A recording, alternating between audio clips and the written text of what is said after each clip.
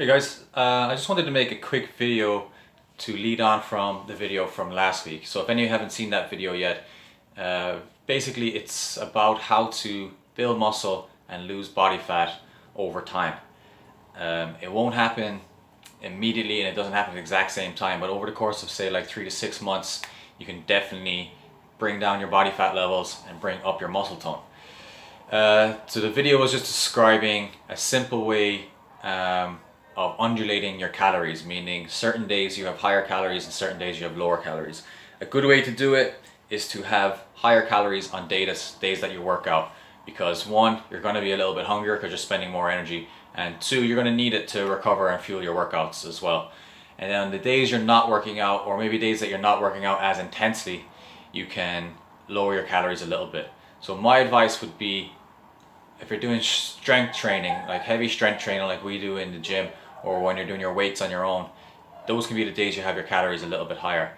If you're doing cardio, like steady state cardio, which means you're going at kind of the same rate, those are days you can have it a little bit lower. Reason being is that you use a lot more muscle when you're doing your weight training, so you need to fuel and feed the muscles a little bit more. You also need a bit more focus when you're doing that. A lot of the time if you're just doing your steady state calories like biking or running, rowing, whatever it is that you like to do, it's more just maintaining your pace and focusing mentally on staying going. Where you're doing weights and things like that, like squats, deadlifts, push-in exercises, you need a little bit more concentration on how to keep your body stable. So that would be my advice on that. Now specifics is what I want to get into today, of how to do it. So it doesn't necessarily mean that you have to, skip meals or anything like that. If that's what you like to do, then that's cool. That's a psychological thing that people often do. Just skip the meal completely and then you're not having to deal with like exactly what to eat. But if you don't want to do that, there's just different ways you can swap out what you're doing.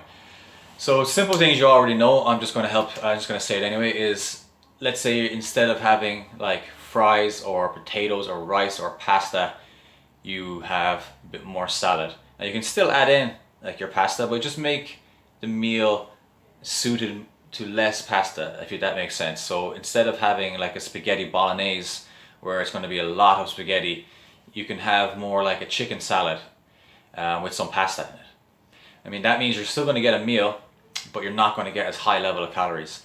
Another thing that's really going to help is watch out for things like dressings, sauces, especially if they're made with oils and fats. So like a tablespoon of dressing made of oil, like a ranch dressing or something like that, is going to have about 150 calories. Like that's a lot. And if you drizzle that on your salad goes up to, instead of just being a nice like low calorie light meal, it goes up to like 500 calories. Interesting fact, actually, the food item with the highest calories from McDonald's is their Caesar salad, or one of their salads, maybe not Caesar, but it's a salad has the most calories, more than a Big Mac, more than anything. So it's just because of the dressing. So watch out for things like that, how you cook, stuff like that as well.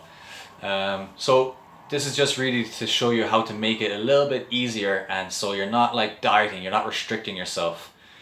Swapping out maybe toast in the morning, having an apple instead. So you're still getting some carbohydrates, you're still getting some fuel into your body, but just changing it a little bit will help you bring down the calorie level without too stressfully having to figure out every meal individually and things like that. Now the thing is, it's not easy to do because your body just likes to stay at the same level. It likes to do what it's always doing. So if you're having less food, you can maybe feel a little bit hungrier or have a few more cravings. But that's just life. That's just how things go. There's always going to be a little bit of trying hard when it comes to something. It's like when you're lifting weights. It's not easy all the time, but you do it because you know the reward's coming, so you just get through it.